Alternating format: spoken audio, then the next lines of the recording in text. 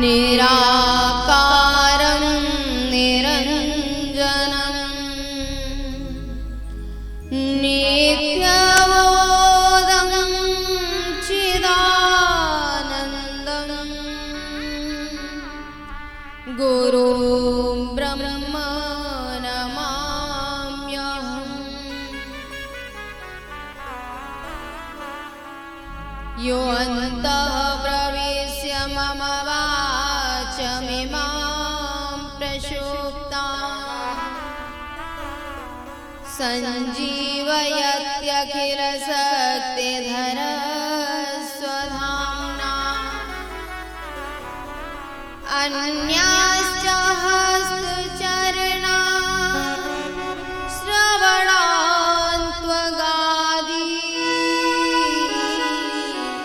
प्राणान्नमो भगवते पुरुषाय तुभ्यम्।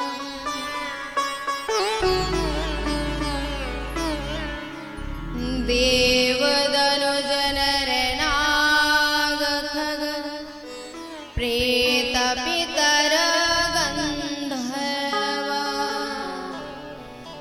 बन्दो किन्नररजनिचर कृपा करो अवसर्व। महावीर शरीर में तेज भरो मन संयम देने काम यथा निरभय विचरूं भूमंडल में सब ही मिल कीजिए ऐसी कृपा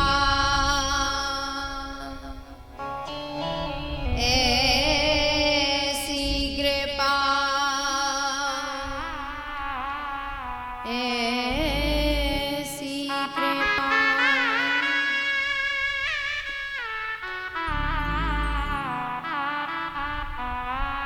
अनंतः श्री विभूषित जगत अर्चनीय वंदनीय प्रातस्मरणीय श्री सद्गुरुदेव भगवान सूक्ष्म जगत में व्याप्त सिद्ध जन बुद्ध जन योगी जन जगत की अधिष्ठात्री देवी माँ बजरंग बली मेरे हृदय के आराध्य देव सद्गुरुदेव भगवान सभी संत भगवान और आप सभी भक्तों को भगवत भाव से मेरा बार बार प्रणाम। 2 मिनट भगवान नाम कीर्तन गुनगुनाएंगे।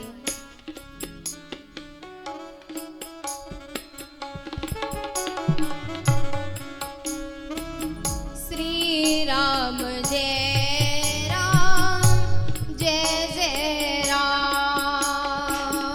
श्री राम जय राम जय जय राम।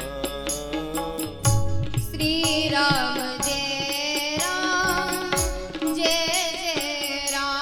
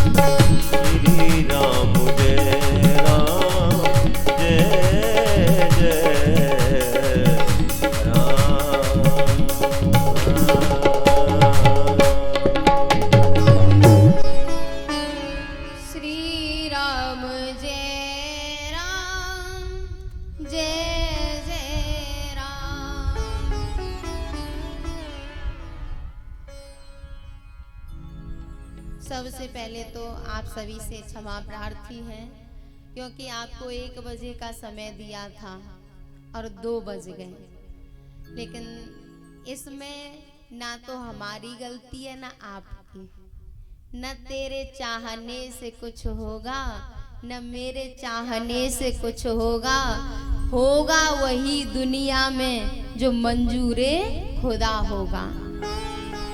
प्यारे, हम लोगों की तो कोशिश रहती है कि आपके आने से पहले सारी व्यवस्था हो जाए, लेकिन प्रकृति अपने हाथ में नहीं है।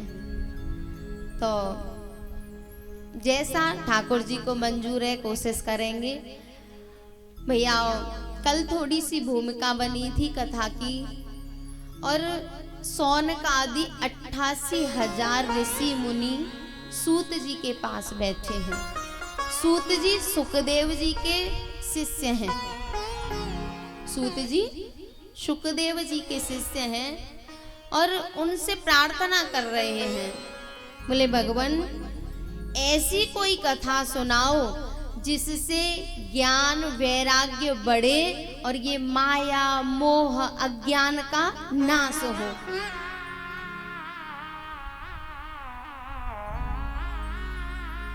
समय के अभाव में पूरी चर्चा नहीं हो पाई थी और आज भी संभव नहीं है।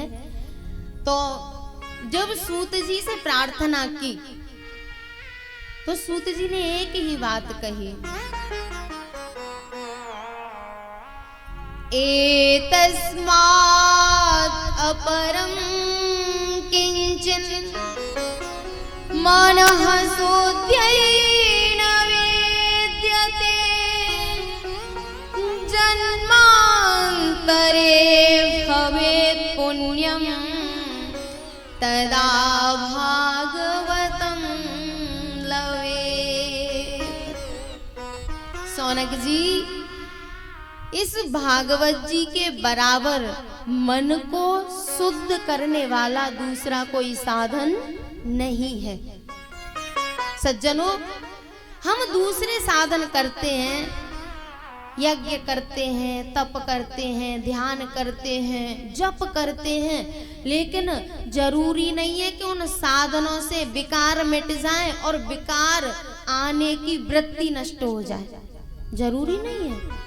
ऐसे ऐसे लोग देखे जाते हैं जो पूरे दिन मंत्र जाप करते हैं, लेकिन क्रोध नष्ट नहीं हुआ, अहंकार और ज्यादा संवर्धन कर गया। तुम्हें पता है हम 1 लाख नाम जप करते हैं रोजाना। हाँ भैया पता है, कर रहे हैं सत्कर्म, लेकिन वो दे रहा है दुर्गुण।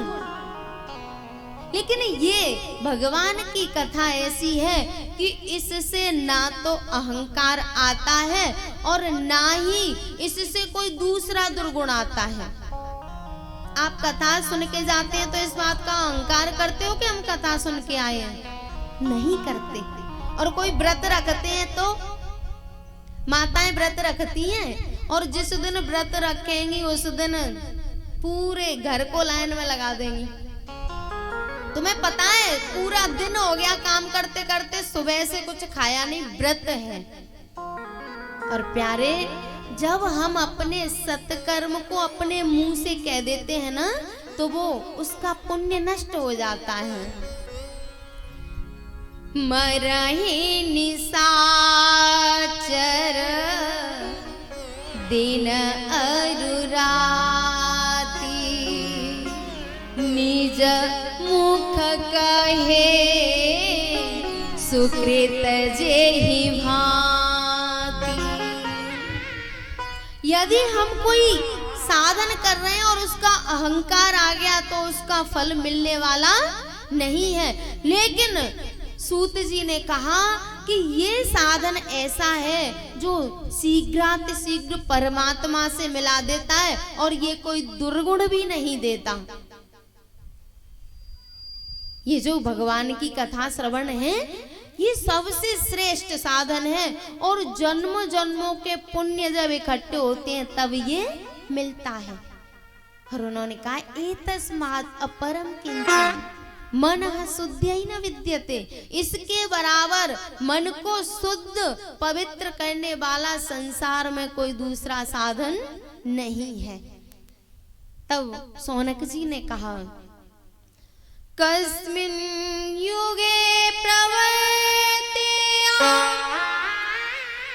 स्थाने वा केन हेतुना कुतः संचोदितः कृष्ण कृतवान् संहितां मुने। बोले भगवान, इस भागवत जी का प्राकट्य कहाँ हुआ, किस हेतु से हुआ, किसके द्वारा हुआ, ये 6 प्रश्न सौनक जी ने पूछे हैं। कस्मिन युग, ये किस युग में प्रकट हुई? तो सूत जी ने बताया कलयुग का प्रारंभ हो चुका था, द्वापर खत्म हो गया था, कलयुग का प्रारंभ हो गया था और 30 वर्ष निकल चुके थे, तब इसका प्राकट्य हुआ। कस्मिन स्थाने, बोले गंगा के तट पर सुकताल में। सबसे पहले ये भागवत जी की कथा परीक्षित जी को शुकदेव जी ने सुनाई थी सुकताल में। बोले केन हेतुना, किस कारण से? सूत जी ने कहा, बोले एक दिन व्यास जी अपने आश्रम पर थोड़े से उदास बैठे थे, खिन्न मन से बैठे थे और नारद जी आए। नारद जी ने व्यास जी से कहा कि आप इतने बड़े साधक होने के बाद और ऐसे बैठे हैं, क्या हुआ? व्यास जी ने कहा नारद जी, मैंने महाभारत की रचना की कि इसका अध्ययन पठन श्रवण करने से जीव अपना कल्याण कर लेंगे, लेकिन मेरा उद्देश्य मुझे पूरा होता दिखाई नहीं दे रहा।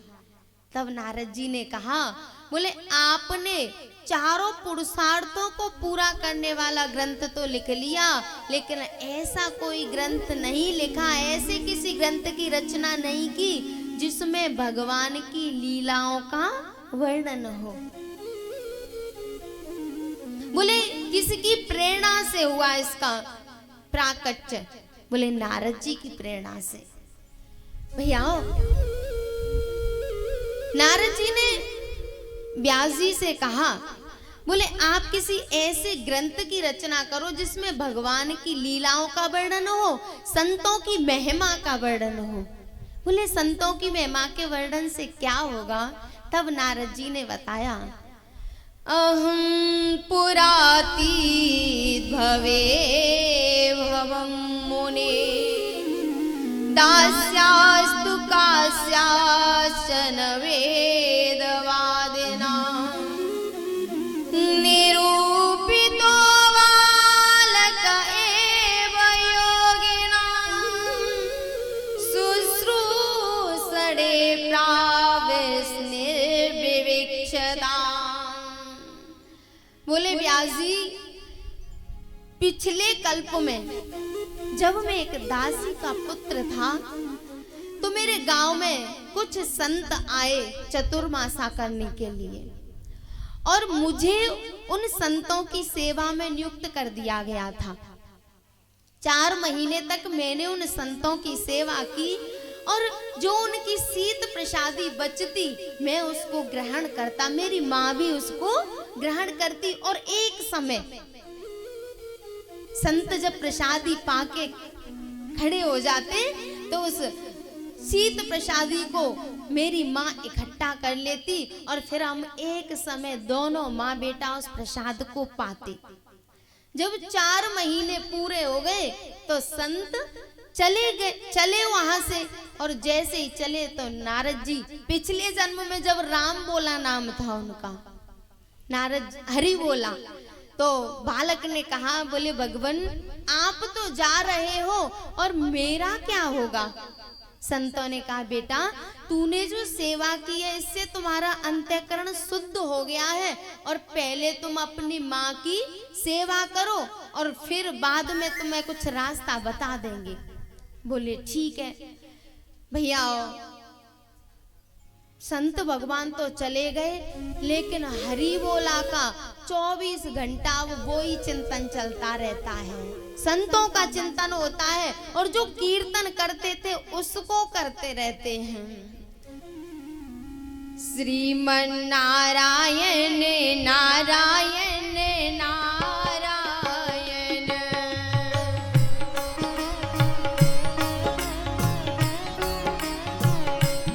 श्रीमन नारायण नारायण नारायण, श्रीमन नारायण नारायण नारायण।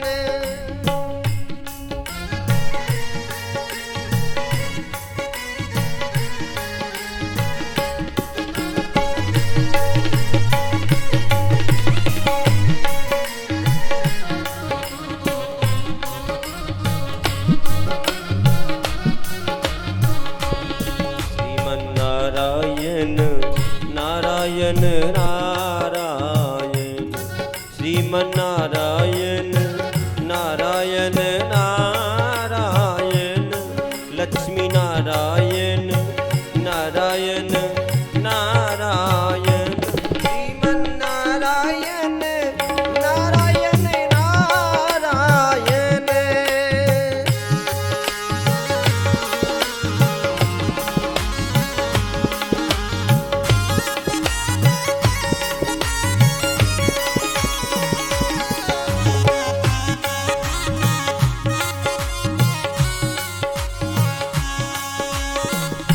जो नारायण नाम लेता है, जो नारायण नाम लेते हैं, जो नारायण नाम लेता है, जो नारायण नाम लेते हैं, काम होत सब नारायण, काम होत सब पारायण। श्रीमन नारायण नारायण नारायण, श्रीमन नारायण नारायण नारायण, भगवान नारायण नारायण नारायण, भजमन नारायण नारायण नारायण, श्रीमन नारायण नारायण नारायण, हरि नारायण नारायण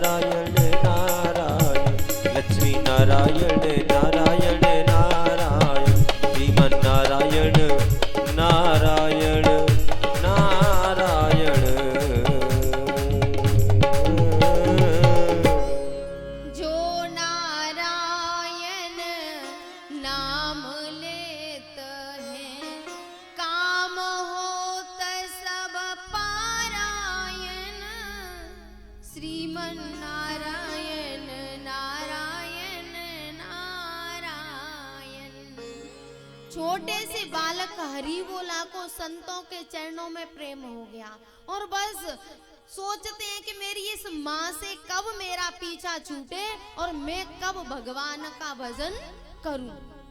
एक दिन उनकी माँ गौदोहन के लिए जा रही थी, गाय का दूध निकालने, और सर्प ने डस लिया और माँ मर गई।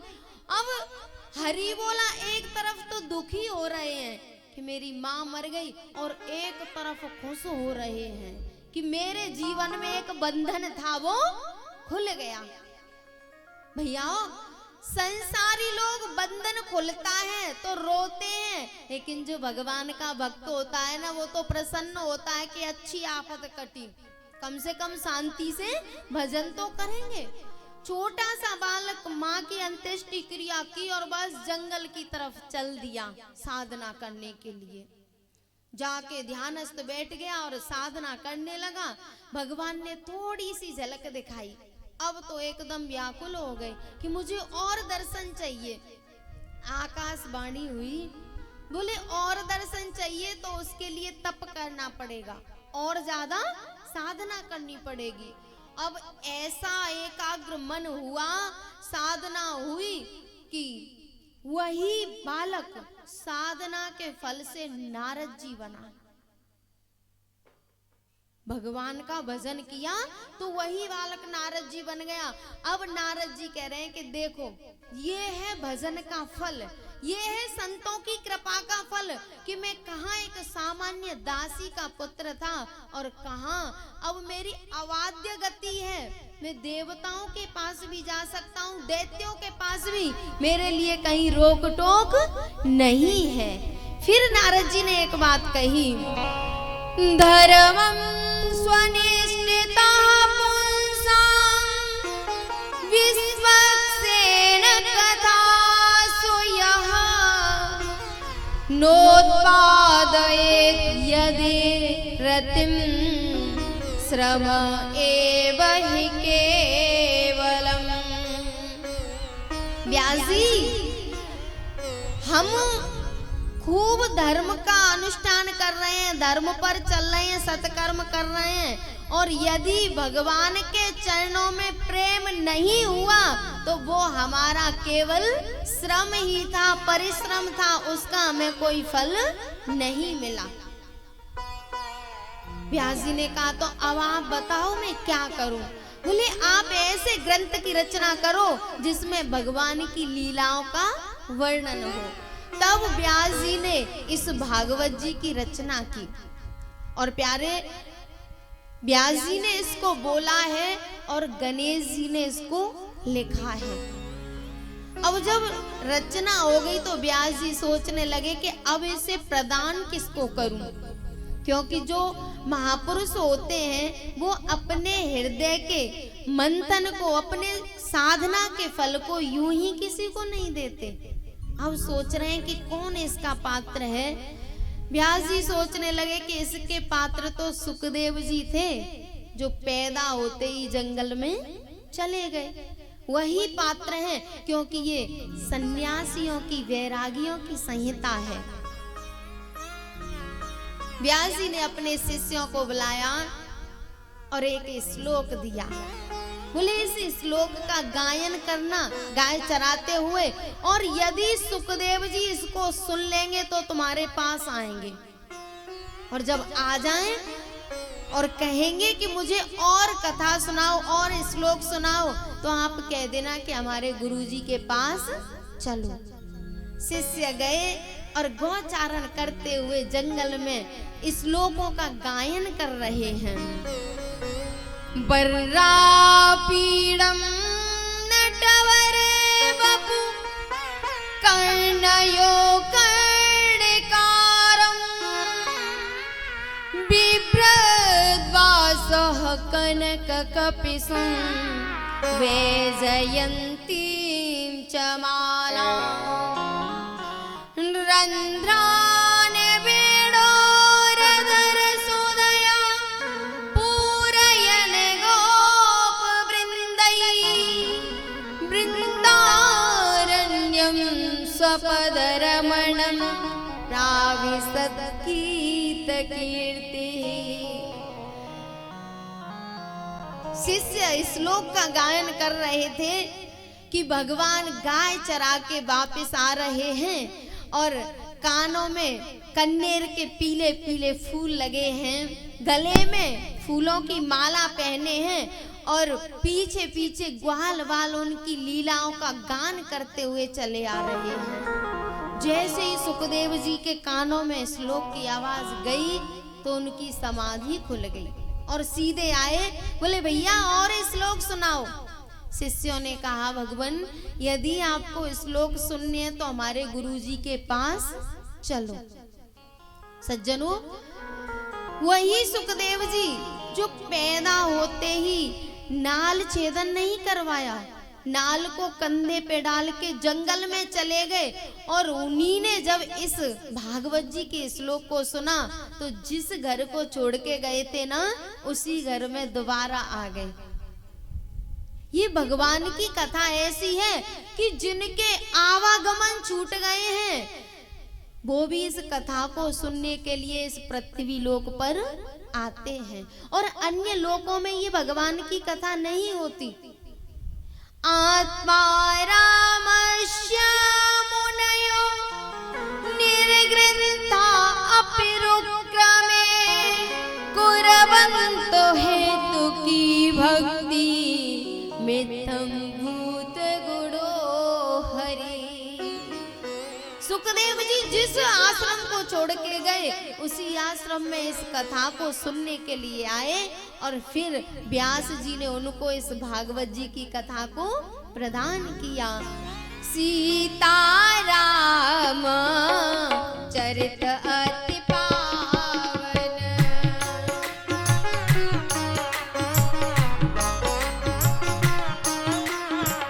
मधुर सरस अरो अति मन भावन,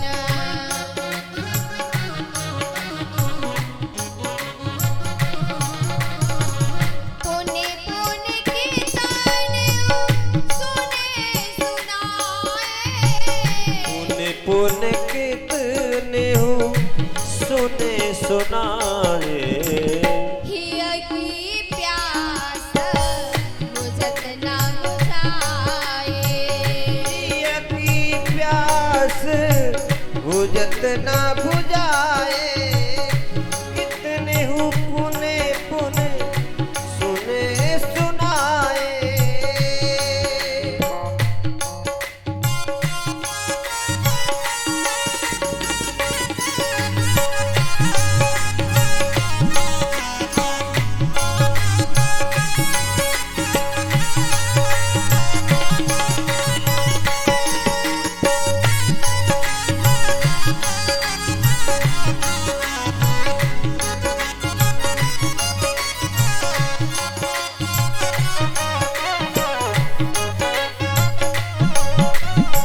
सुखदेव जी ने स्वयं अपने मुंह से एक बात कही है, परनिष्ठितो विनय गुण्य उत्तम श्लोक लीलया।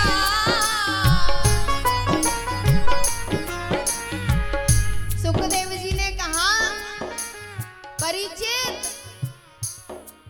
मैं निराकार निष्ठ हूँ, मैं निराकार परमात्मा में मेरी निष्ठा है, लेकिन इन भगवान की लीलाओं में इतना आकर्षण है कि मुझे इस कथा को सुनने के लिए अपनी साधना छोड़कर आना पड़ा। सुखदेव जी जैसे त्यागी बैरागी सन्यासी वो भी इस कथा को सुनने के लिए आए हैं। और प्यारे, हम लोग थोड़ी सी कथा श्रवण कर लें तो कहते हैं अरे हमने बहुत कथा सुनी है।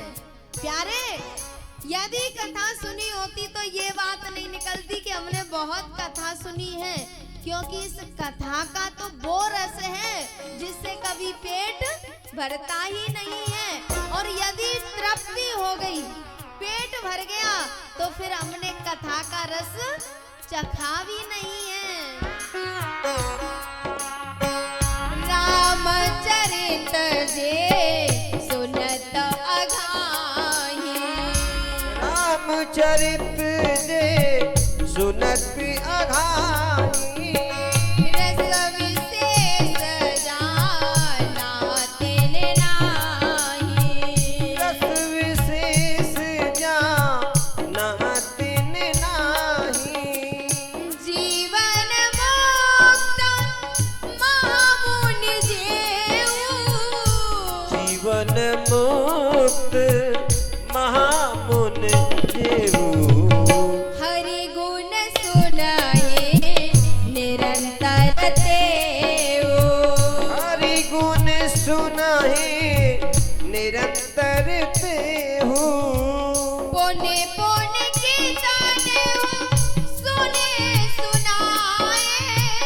पुण्य पुण्य कीर्तने हूँ सुने सुनाए।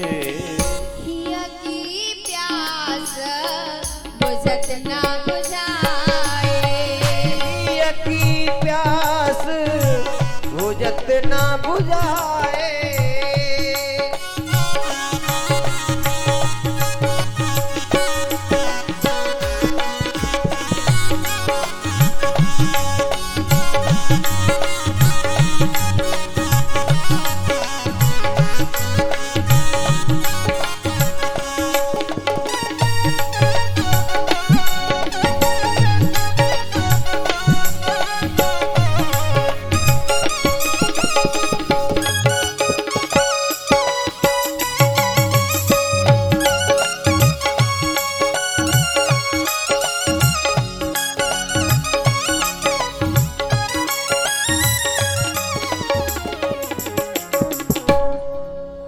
परीक्षित जी ने सौनक जी ने सूत जी से कहा, बोले जो एक गाय के दोहन के समय तक जितनी देर में एक गाय का दूध निकाला जाता है ना, इतनी देर से ज्यादा किसी के घर किसी के आश्रम पे नहीं रुकते थे।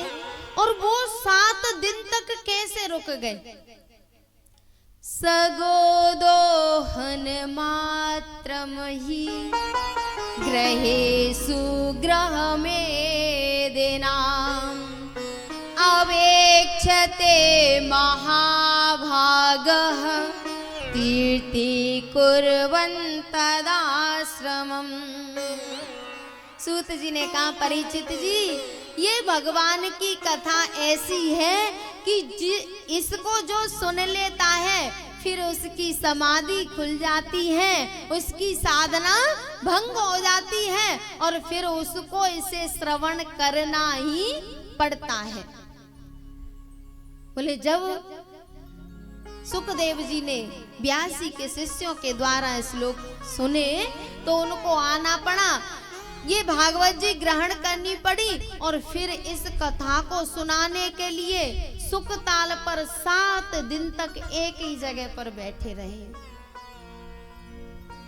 सौनक जी ने कहा, भगवान ये जो परीक्षित था ये तो खूब अच्छे कुल में वैभव में पैदा हुआ था, फिर ये भरे पूरे परिवार को राज्यपाट को छोड़कर सुखताल में वहां जाके क्यों बैठ गया?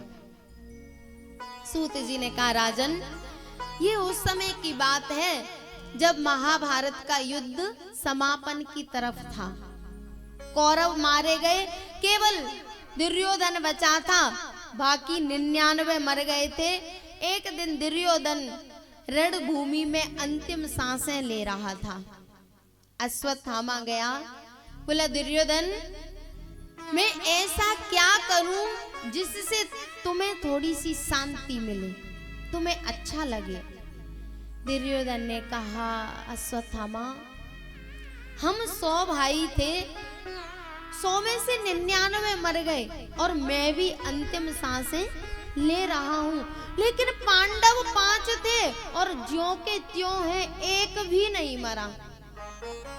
यदि इन पांडवों में से कोई एक भी मर जाता तो मैं अपने प्राण शांति से खुशी से त्याग देता कि चलो उनमें से भी एक तो मरा, लेकिन वो तो 5 के 5 जिंदा है और हम 100 के 100 मर गए, मैं भी अंतिम सांसें ले रहा हूं। अश्वत्थामा ने कहा, दुर्योधन आज मैं पांचों पांडवों के सिर तुम्हें लाके भेंट करूंगा। दुर्योधन ने कहा बड़ी कृपा होगी, यदि ऐसा हो जाए तो मैं शांति से मर सकूंगा। भैया अश्वत्थामा ने दुर्योधन से कहा कि मैं पांचों पांडवों के सिर लेके आऊंगा, और भगवान को पता चल गया तो भगवान पांडवों को लेकर कहीं अन्यत्र चले गए, और जिस शिविर में पांडव सोते थे उसमें आज द्रौपदी के पांचों बालक सो गए। अश्वत्थामा रात्रि को आया और आके सोते हुए पांचों बालकों के सिर धड़ से अलग करके और दुर्योधन के पास ले गया। दुर्योधन को जाके दिए कि ये पांचों पांडवों के सिर। दुर्योधन ने हाथ में एक सिर लिया, कोमल सा सिर था। उसने कहा अश्वत्थामा ये पांडवों का सिर नहीं है, ये तो तुम बालकों के सिर ले आए। और जब सुबह हुई तो अर्जुन को ये बात पता चली। अर्जुन ने संकल्प किया और कहा द्रौपदी जिसने मेरे बालकों को मारा है ना, मैं उसको लेके आऊंगा और तू उसकी लाश पे पैर रख के अपने केस धोना। तू रो मत, मैं अभी उसको लेके आता हूं। और इधर अश्वत्थामा को जब पता चला तो भागा प्राण बचा के, और अर्जुन भी भागे, उसको पकड़ लिया और जानवरों की तरह बांध के और घसीटते हुए लेके आए। जब द्रौपदी के पास लेके आए तो द्रौपदी एकदम चिल्ला पड़ी, मुच्यता मुच्यता मेष ब्राह्मणो नेतरां गुरु। छोड़ दो, ये ब्राह्मण पुत्र है, हमारे गुरु का पुत्र है, इसको छोड़ दो। अर्जुन ने कहा द्रौपदी ये हमारे पुत्रों का हत्यारा है, इसने ही हमारे पांचों पुत्रों को मारा है। द्रौपदी ने कहा स्वामी मेरे 5 बालक ही तो मरे हैं, कम से कम मेरे पति तो जिंदा हैं, मेरे जीने का सहारा तो है। लेकिन उन गुरु माता के बारे में सोचो जिनके पति भी नहीं है और इकलौता पुत्र है, आप इसको मार दोगे तो वो किसके सहारे जिएंगे। कैसी नारी रही होगी द्रौपदी जिसके 5 पुत्रों की लाश सामने पड़ी है, 5 पुत्र मृतक पड़े हैं और वो धर्म की बात कर रही है, अपने पति को उपदेश कर रही है कि इसको छोड़ दो, मारो मत। अर्जुन धर्म संकट में पड़ गए, सोचने लगे मैंने संकल्प किया है और ये मना कर रही है। ठाकुर जी की तरफ देखा तो ठाकुर जी ने कह दिया ब्रह्मवन्दोर्नहन्तव्य आततायि वदारहम्। अर्जुन वैसे तो ब्राह्मण को मारना नहीं चाहिए, लेकिन यदि ब्राह्मण आताताई है, आताताई कहते हैं जिसने बालक को मारा हो, नारी पर वार किया हो, किसी की रखी हुई फसल में आग लगाई हो, तो फिर उस ब्राह्मण को दंड देने में कोई अपराध नहीं है। वैसे ब्राह्मण पूज्य हैं, लेकिन यदि आताताई है तो उसको दंड देने में कोई बुराई नहीं है। बोले तो मैं क्या करूं? भगवान ने गीता जी में कहा है संभावितस्य चा कीर्ति मरणादतिरिच्यते। अर्जुन अपने से बड़ों को मारने की जरूरत नहीं पड़ती, उनको दंड देने की जरूरत नहीं पड़ती, अपने से बड़ों का तो अपमान कर दो, वही उनकी मृत्यु दंड है। प्यारे अपने से बड़ों का तो अपमान ही उनका मृत्यु है, और हम लोग रोजाना ये दंड सह रहे हैं। घर परिवारों में देखो छोटे छोटे बालक बूढ़े बड़ों को चुप कर देते हैं। आप कुछ जानते तो है नहीं और पता नहीं क्या, आप अपना शांत बैठो ना, आपको क्या करना, ये उनकी मृत्यु हो रही है। वो मर नहीं रहे, वो पल पल मर रहे हैं।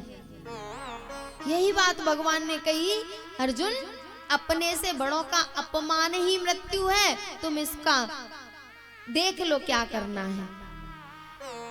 अर्जुन ने सोचा द्रौपदी मना कर रही है और ये कह रहे हैं ब्रह्म बंधु न अंतव्य आतताई बदावन।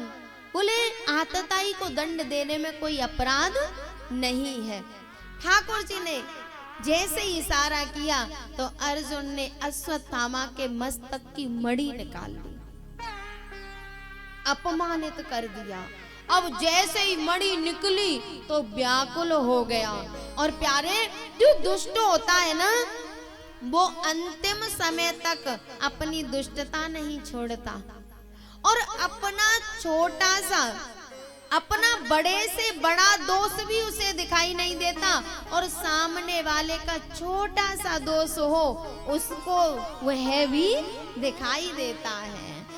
खलह सरसप मात्राणि परछिद्राणि पश्यति आत्मनो बिल्व मात्राणि पश्यन्नपि न पश्यति। दूसरे का तो छोटा सा दोष दिखाई देता है लेकिन अपना बड़े से बड़ा दोष भी दिखाई नहीं देता। खुद ने 5 बालकों को सोते हुए मारा है, वो उसे दिखाई नहीं दे रहा।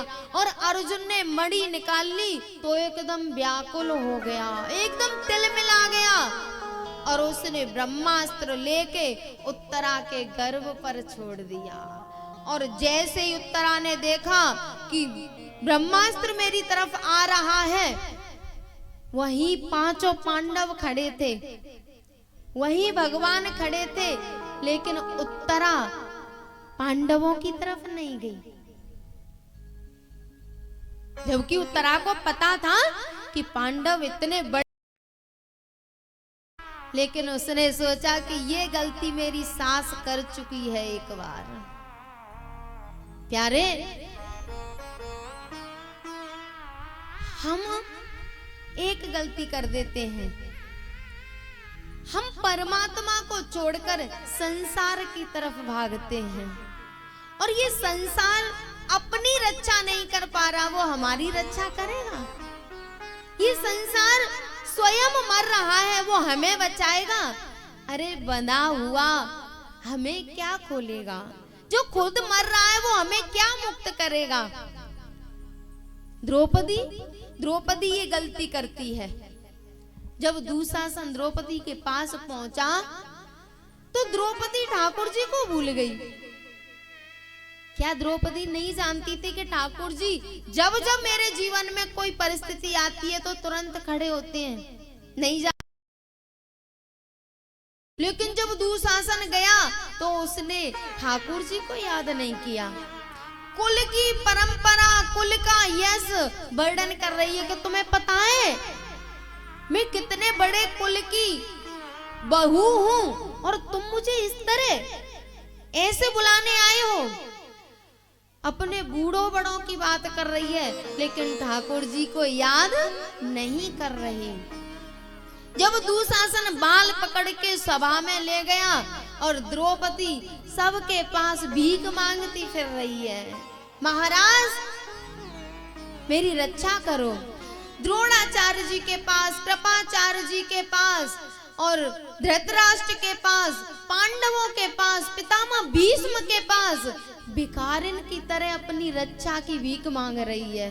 पितामह भीष्म के पास गई, पितामह आपके प्रपौत्र आपकी सभा में और मुझे ऐसे केस पकड़ के घसीटते हुए लाए हैं, मुझे निर्वस्त्र कर रहे हैं, मेरी रक्षा करो।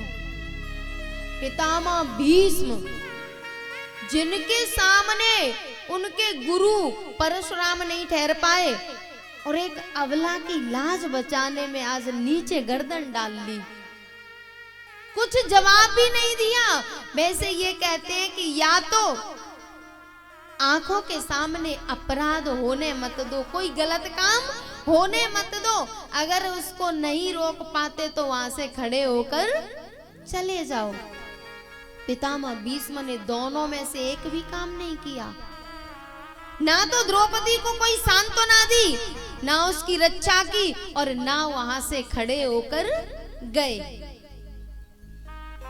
जब किसी ने रक्षा नहीं की तो द्रौपदी ने अपने हाथों से साड़ी पकड़ ली, दांतों से साड़ी पकड़ ली, और दुशासन ने एक झटका दिया, साड़ी छूट गई। तब ऊपर हाथ किए, तब ठाकुर जी की याद आई, और यदि याद पहले आ गई होती ना तो यहाँ तक की नौबत नहीं आती। दुशासन की हिम्मत नहीं थी कि द्रौपदी के शरीर को छू जाता। लेकिन जब हम परमात्मा को भूल के संसारियों की शरण ग्रहण करते हैं तो ये हमें क्या बचाएंगे प्यारे। जब दोनों हाथ ऊपर किए, ठाकुर जी को याद किया, तब ठाकुर जी आए हैं। और प्यारे, सही बात तो ये है कि भगवान बिना बुलाए आते नहीं हैं। पहले द्रौपदी को सबका सहारा था, देखते रहे कि चल बढ़िया है, कोई बचा लेगा। खुद की ताकत आजमाई, बोले ठीक है अभी तो इसे अपने ऊपर भरोसा है। जब ऊपर हाथ किए और कहा, तुम बिन मेरा कौन सहारा,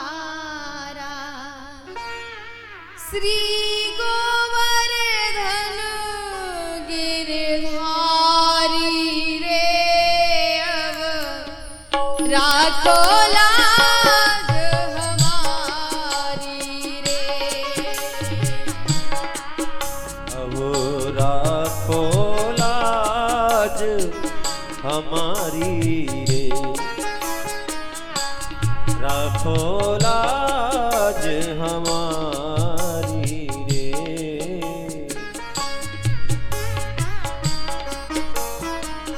तुम बिन मेरा कौन सहारा,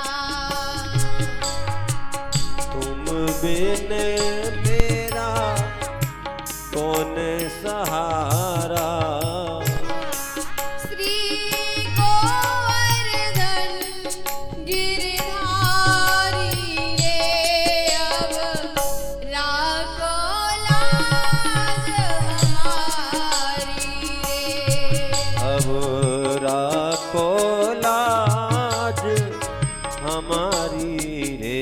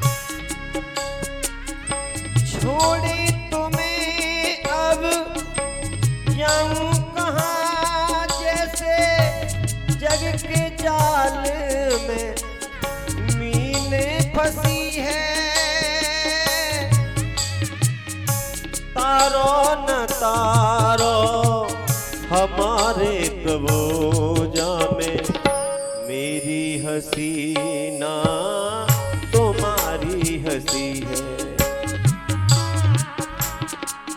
राखो लाज हमारी रे, तुम बिन मोरा कौन सहारा, गोवर्धन गिरधारी रे। अब राखो लाज हमारी रे, अब राखो लाज हमारी रे।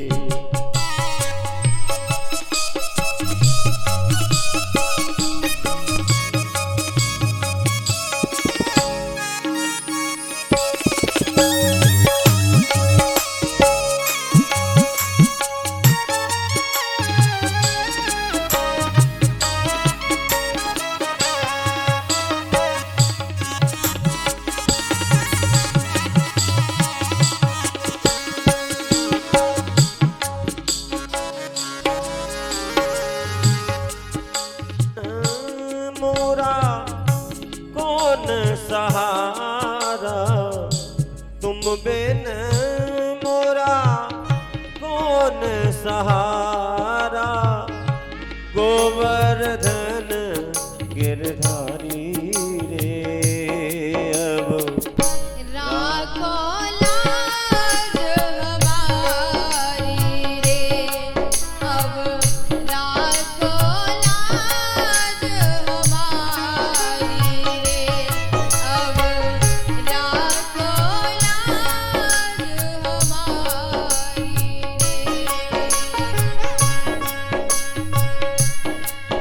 मुख सूख गया यदि रोते हुए,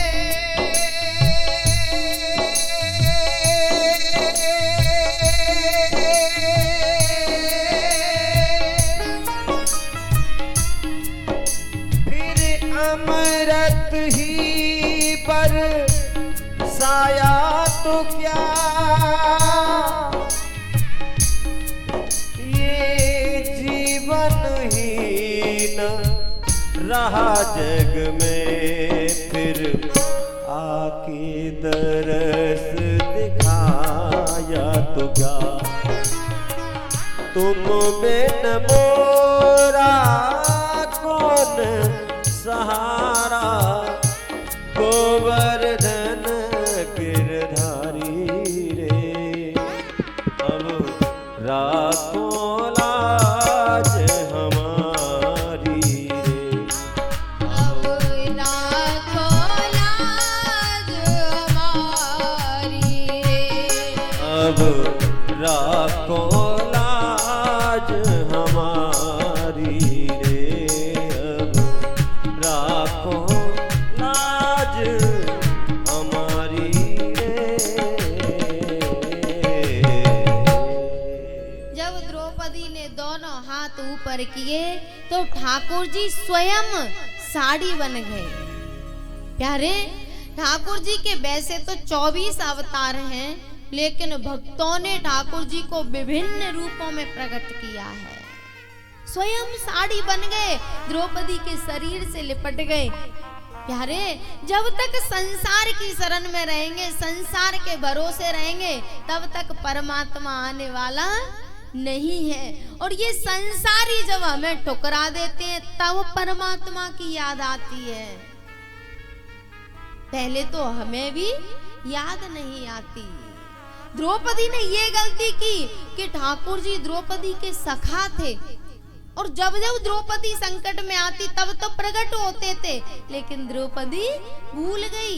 सोचने लगी मेरे पितामह बैठे हैं, मेरे पति बैठे हैं, दुशासन मेरा क्या करेगा। लेकिन उत्तरा ने जब देखा ना कि ब्रह्मास्त्र मेरी तरफ आ रहा है, तो सीधी भगवान की तरफ भागी। पाहे पाहे महायोगिन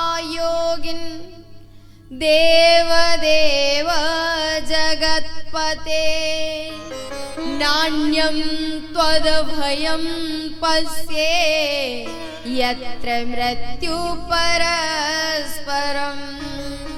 गोविंद गोविंद मेरी रक्षा करो। यहाँ कोई किसी की रक्षा करने वाला नहीं है। यहाँ तो सब एक दूसरे के प्राणों के प्यासे बने हुए हैं। कोई अभय देने वाला नहीं है। जैसे ही उत्तरा ने भगवान को पुकारा तो भगवान उत्तरा के गर्भ में छोटे से बन के घुस गए और जो जीव उत्तरा के गर्भ में था उसकी रक्षा की। भैया जब कुंती बुआ ने इस दृश्य को देखा तो भगवान की स्तुति करने लगी। भगवान ने कहा बुआ ये क्या कर रही हो, मैं तो आपका भतीजा हूं। बोले नहीं गोविंद, रिश्ते में आप मेरे भतीजे हो लेकिन आप परमात्मा हो। कौरव 100 के 100 मर गए, मेरे पांडव ज्यों की त्यों हैं क्योंकि इनके सिर पे आपका हाथ था। और मेरी उत्तरा के गर्भ में पांडवों की जो वंश रेखा पल रही है वो आज नष्ट हो गई होती। हमारा तो वंश ही मिट गया होता, लेकिन आपने उस छोटे से जीव की रक्षा की है। भगवान ने कहा बुआ समझ में आ ही गया है तो सब लोग कुछ मांग लो। जब पता ही चल गया है कि मैं भगवान हूं तो कुछ मांग लो। सबने मांगा और जब कुंती बुआ का नंबर आया तो उन्होंने कहा बेपदः सन्तु न सस्व तत्र तत्र जगद्गुरो भवतो दर्शनं यस्याद् पुनर्भवदर्शनम्। गोविंद आप देना चाहते हो तो मुझे कष्ट दे दो, विपत्तियां दे दो। ठाकुर जी ने कहा बुआ तेरा सारा जीवन विपत्तियों में निकल गया। जवानी में पति चला गया, बच्चों को तूने कैसे कैसे पाला और आज जब थोड़ा सा सुख का समय आया है तो भी तू विपत्तियां मांग रही है। कुंती बुआ ने कहा भगवान अगर ये विपत्तियां नहीं होती तो आप भी मेरे जीवन में आने वाले नहीं थे। इन विपत्तियों की ही देन है कि मुझे आपका दर्शन मिल रहा है, सानिध्य मिल रहा है, आपकी कृपा मिल रही है। प्यारे हमारे जीवन में यदि छोटी सी समस्या आ जाती है ना तो घबरा जाते हैं, लेकिन धन्य है कुंती मैया इतनी विपत्तियों में रहने के बाद कह रही हैं कि भगवान देना चाहते हो तो मुझे विपत्तियां दे दो, क्योंकि इन विपत्तियों के सारे कम से कम आप तो हमारे जीवन में रहोगे। और प्यारे हमारे जीवन में थोड़ी सी विपत्ति आ जाए ना तो सबसे पहले भजन को बंद कर देते हैं। मैया यदि कोई बूढ़ा बड़ा घर में से चला गया तो सबसे पहले भजन पूजा पाठ बंद। अच्छा एक बात बताओ, कभी खाना भी बंद होता है? भजन तो तुरंत बंद, लेकिन कभी खाना बंद हुआ है? यदि किसी का शरीर पूरा हो गया तो पड़ोसियों को चिंता हो जाती है कि भाई उनके लिए भोजन बनाना है उनके घर में, लेकिन कभी भजन की सोचा है? पता है ब्रज में एक संत हुए हैं कुम्मन दास जी। तो कुम्मन दास जी के बालक को शेर खा गया और वो मंदिर में कीर्तन कर रहे थे, नाच रहे थे। किसी सज्जन ने जाके कहा कुम्मन दास जी आपके बेटा को शेर खा गया। कुम्मन दास जी तो मूर्छित होके गिर पड़े। अब सब लोगों ने देखा तो सब कहने लगे वाह वैसे तो बड़े भक्त बनते थे, बड़े उपदेश देते थे और आज अपने पुत्र के मरने की खबर सुनते ही मूर्छित हो गए। लेकिन प्यारे साधक के अंतःकरण की स्थिति को हम कभी समझ नहीं सकते, कभी नहीं, क्योंकि उनके अंदर क्या चल रहा है। हम अपनी दोष भरी दृष्टि से दर्शन कर रहे हैं, उनके अंदर क्या चल रहा है। जब कुम्मन दास जी के गुरुजी को ये बात पता चली कि कुम्मन मूर्छित पड़ा हुआ है और उसके बेटे को शेर खा गया है, मंदिर में गए, सिर पे हाथ रखा, कुम्मन क्या हुआ बेटा? आंखें खुली, दोनों आंखों से आंसू निकल गए। गुरुजी ने कहा तेरे घर में कोई सूतक नहीं है। प्यारे, कुम्मन दास जी इसलिए मूर्छित नहीं हुए कि बेटा को शेर खा गया। कुम्मन दास जी मूर्छित हो गए कि अब तेरे दिन में मंदिर नहीं आ पाऊंगा, भगवान की सेवा नहीं कर पाऊंगा। गुरुजी ने कहा कि तू खूब मंदिर आ, तेरे जैसे भक्त को ये सूतक नहीं लगते। और खड़े हो गए और अंत्येष्टि क्रिया करके आए खुशी खुशी, क्योंकि प्यारे आया है सो जाएगा राजा रंक फकीर, एक सिंहासन चढ़ चला एक बंधा जंजीर। जो जन्मा है उसको मरना है, जो पैदा हुआ है उसको एक न एक दिन जाना है। तो प्यारे, हम लोग भजन को बंद करने के लिए बहाने ढूंढते हैं। सूतक हो गया, अब तेरे दिन पूजा पाठ नहीं होगा, लेकिन भोजन तो हम 1 घंटा भी नहीं छोड़ते। भोजन नहीं करेंगे तो कहेंगे चलो चाय तो पिला ही दो। कभी छोड़ा है भोजन कि चलो हमारा संबंधी मर गया, अब हम भोजन नहीं करेंगे आज के बाद। लेकिन धन्य है कुंती मैया जो जीवन भर कष्टों में रहने के बाद कह रही है। और भगवान ने कहा बुआ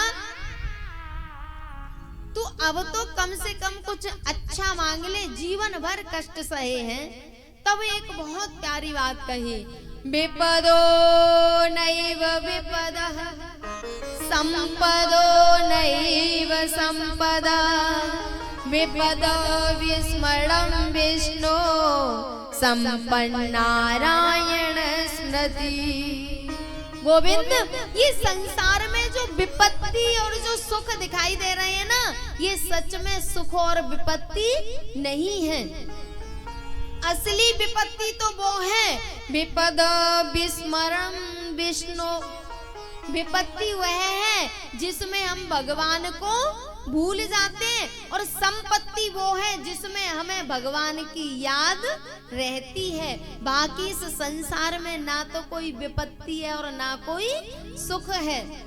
और यही बात मानस में भी कही गई है, कहे हनुमंता विपत्ति प्रभु सोई, हनुमंत विपत्ति प्रभु सोई,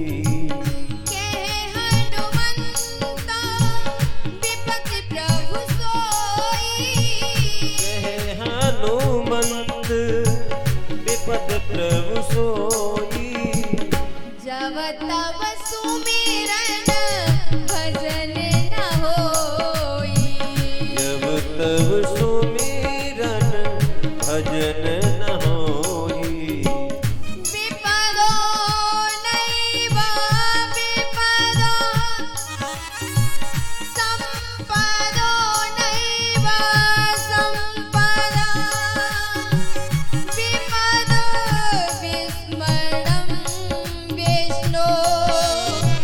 संपन्नारायण स्मृति।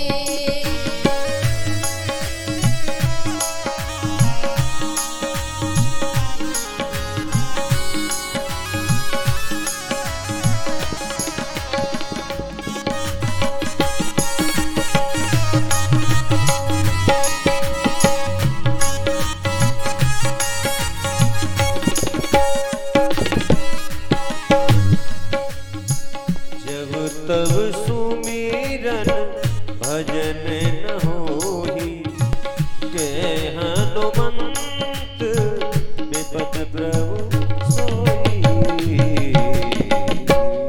और कागभूषुंडी जी ने भी एक बात कही है,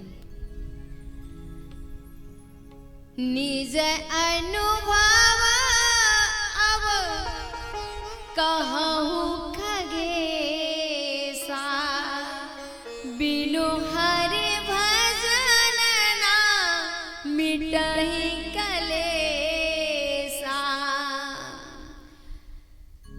मैया ने कहा भगवन सुख के माते सिल पर नाम हृदय सु जाए, बलिहारी वे दुखन को पल पल नाम रटाए। मुझे तो वो दुख ही प्यारे हैं जिसमें मुझे मेरे ठाकुर की याद बनी रहे, और उन सुखों से मैं क्या करूंगी जिन सुखों को पाने के बाद मेरा परमात्मा जीवन से चला जाए ना। मैं जीवन भर कष्ट में रह लूंगी, पर मुझे आपका सानिध्य चाहिए। और भैया भगवान सबको वरदान दे के पांडवों को लेके पितामह भीष्म के पास गए, और पितामह भीष्म बाणों की सेज पर लेटे हुए थे। अर्जुन ने जाके प्रणाम किया तो पितामह भीष्म बोले, अर्जुन तेरा सखा नहीं आया क्या? बोले हाँ पितामह आए हैं ना, क्योंकि ठाकुर जी पितामह भीष्म के सिर की तरफ खड़े थे। ठाकुर जी सामने आए तो पितामह भीष्म बोले कि आप सही जगह पे खड़े थे, अब ये आंखें आपके दर्शन करने लायक नहीं रही। इन आंखों ने ऐसे ऐसे कुकर्म देख लिए कि ये अब आपके दर्शन की पात्र नहीं रही।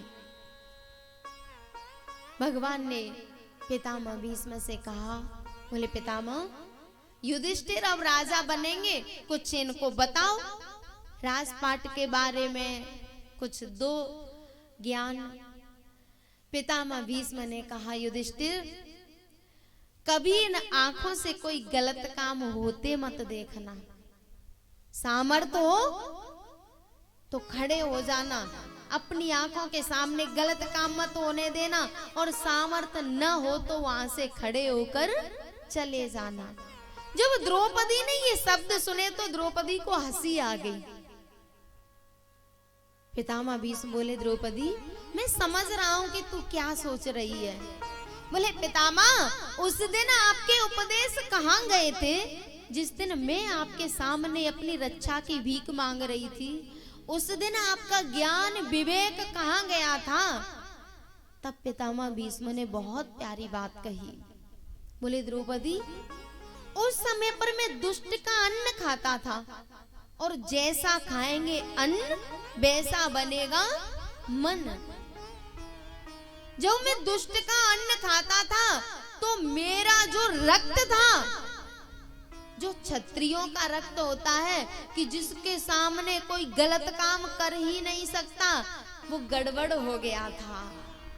मुझे उन दुष्टों में राग हो गया था, और मैं कोई निर्णय नहीं ले पाया कि मैं क्या करूं, किम कर्तव्य विमूढ़ हो गया था। लेकिन आज उसके खाए हुए अन्न से जो रक्त बना था ना, वो रक्त निकल चुका है। मैं विरक्त हो गया हूँ, और विरक्त ही सही बात कह सकता है। जो रागी है उसके अंदर सही बात कहने की हिम्मत नहीं होती।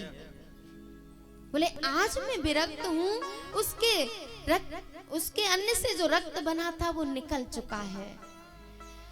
पितामह भीष्म ने भगवान से कहा, बोले गोविंद मुझे ये किस जन्म के पाप की सजा मिली है?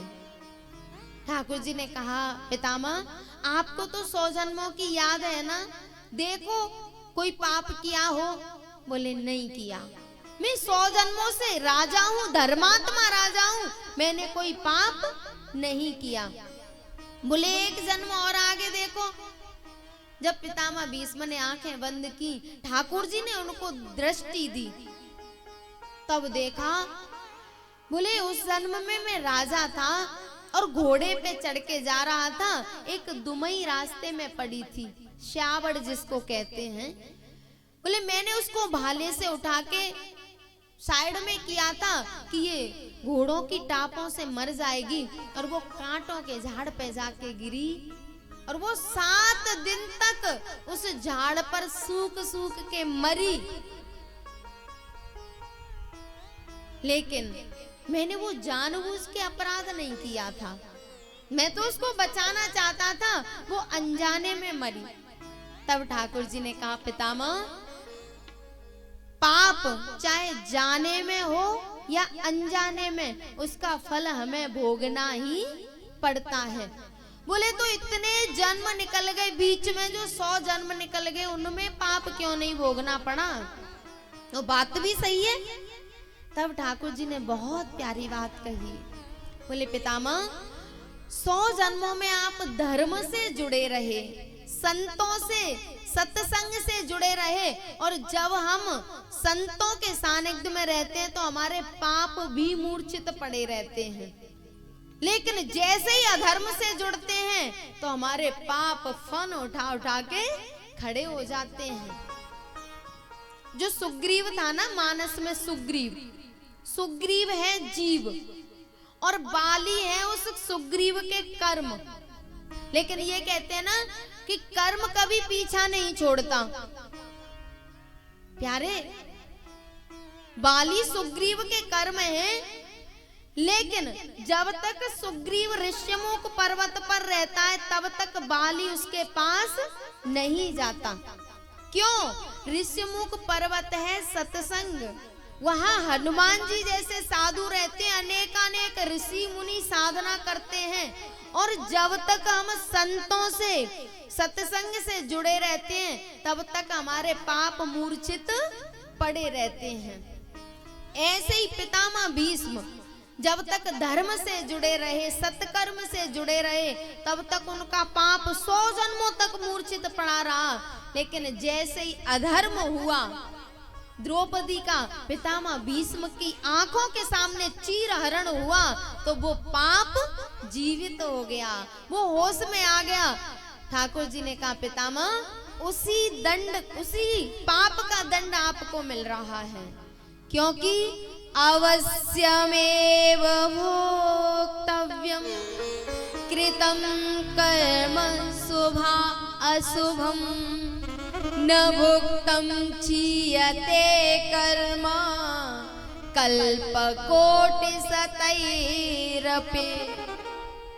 पितामह, हम जो शुभ और अशुभ कर्म करते हैं ना, अवश्यमेव भोक्तव्यम कृतं कर्म शुभा अशुभम, जो अच्छे बुरे कर्म करते हैं उनको भोगना ही पड़ता है, चाहे 100 कल्प बीत जाए, लेकिन कर्म नष्ट होने वाला नहीं है। तब पितामह भीष्म ने भगवान से एक प्रार्थना की, सदैव देवो भगवान प्रतीक्षतां कलेवरं यावदेदं हिनोम्यहम्। भगवान, अब बस एक कृपा कर दो। बोले जब तक मेरी सांस चल रही है तब तक आप यहीं पर खड़े रहो, मैं आपके दर्शन करते हुए, आपका चिंतन करते हुए शरीर को छोड़ना चाहता हूँ। पितामह भीष्म ने कहा, इतना तो करना स्वामी, जब प्राण तन से निकले,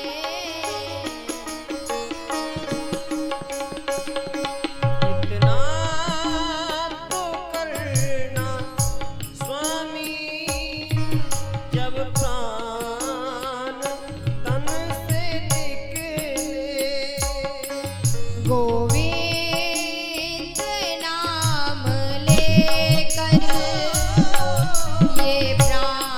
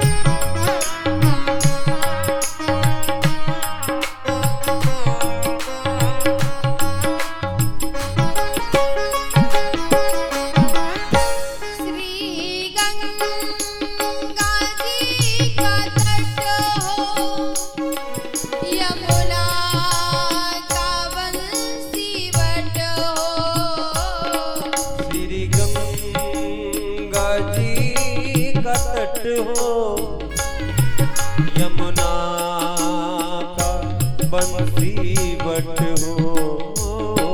मेरा सावरा निकट हो,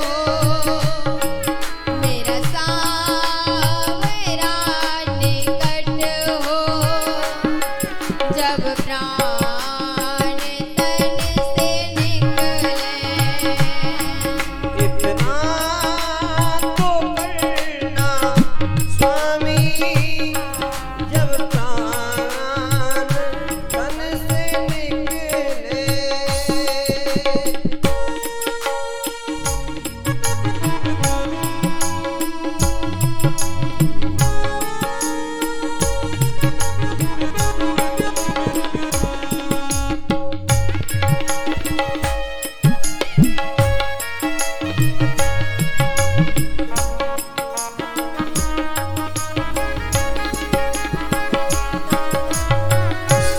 मेरे प्राण निकले सुख से, बच जाऊं घोर दुख से।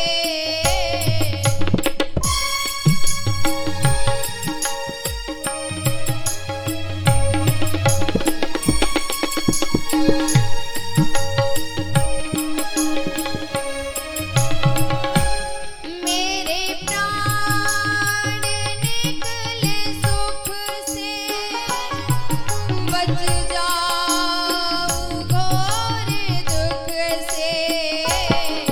हरि नाम निकले मुख से, प्रभु नाम निकले मुख से, जब प्राण तन से निकले।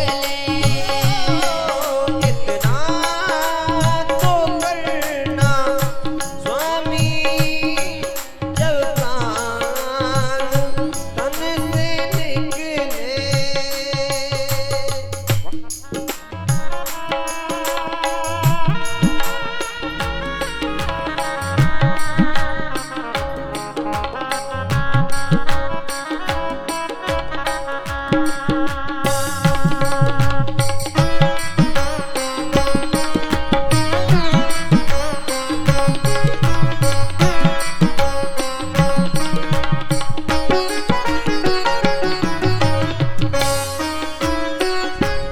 ये नेक सी अरज है, मानो तो क्या हरज है। ये नेक सी अरज है, मानो तो क्या हरज है। कुछ आपका फर्ज है, कुछ आपका फर्ज है, जब प्राण तन से निकले। इतना तो करना स्वामी, जब प्राण तन से निकले। गोविंद नाम लेकर ये प्राण तन से निकले। इतना तो करना स्वामी, जब प्राण तन से निकले। इतना तो करना स्वामी, जब प्राण तन से निकले।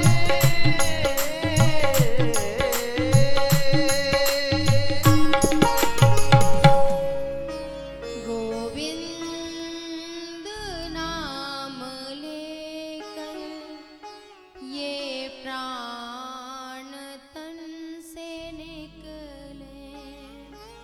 पितामह भीष्म ने भगवान के दर्शन करते करते अपना शरीर छोड़ दिया और उनकी अंत्येष्टि क्रिया की पांडवों ने और भगवान द्वारका चले गए।